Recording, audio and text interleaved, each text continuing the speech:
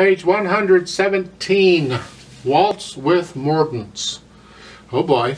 On the previous pages they're talking more about the key of A flat major and primary chords and the circle of fifths. We'll finish. I've already discussed the circle of fifths. Don't care to repeat all that again. So I'm going to go on to Mordents. Ornaments. Ornaments are just extra little goodies they stick in occasionally.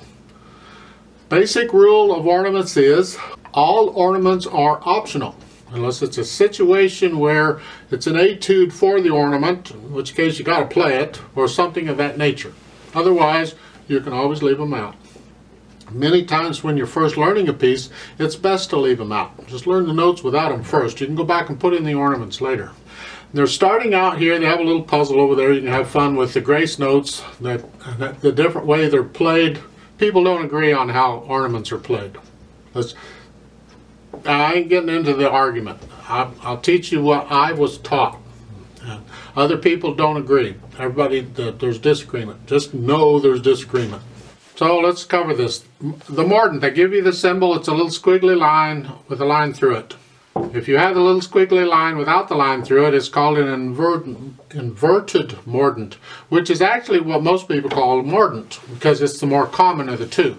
But the mordent, and they show you how it's played, the note shown in the music and the next note under it in the scale. Whatever the scale, whatever key you're in. For instance, in here in Waltz, we're in the key of D major, 2 sharps. So F sharps and C sharps. Well, look at the last 2 measures of the first line. We have these little mordents, and it's a D.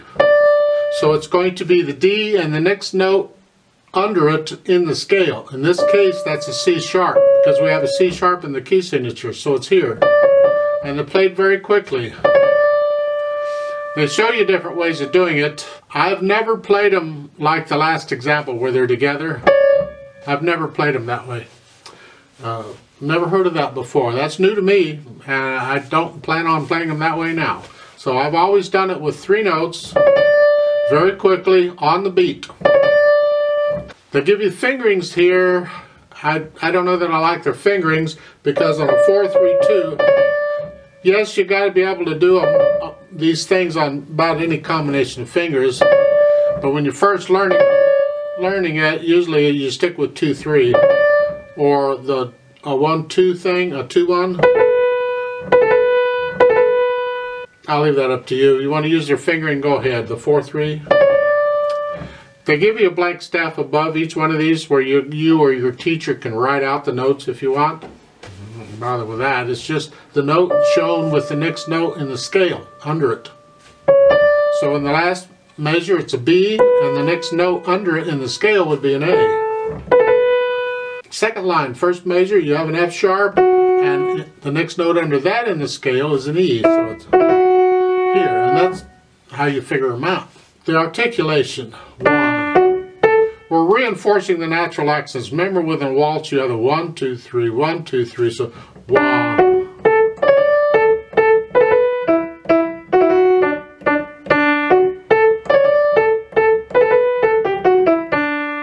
Etc. That's really all it is. It's not that much.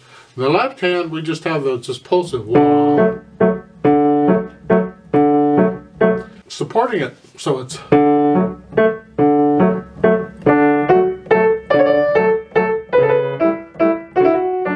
Come down here. You see the dynamics? So second line, first measure, you're coming down a little bit. And then go back.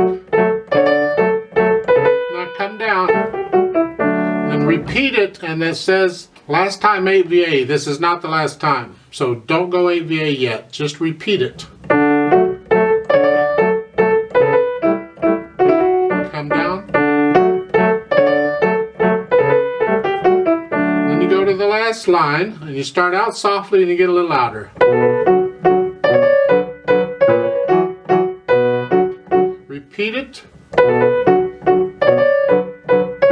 That 4-3, I leave that up to you. I find this awkward when there's a note in between them. So you can do 4-2. And then the second ending, we're going to pause pause on that, or we should pause on, you should pause, everybody should pause on that, oh yes. And then the susura, or the pause, the little railroad track thingies, just silence for a beat or two. And then we go DC al fine, or DS al fine, excuse me. We'll go back to the sign. The sign is up at the top. You see it there? This is the last time. Now the right hand goes up an octave here. So when you DS after the chord, and you pause, then you go up.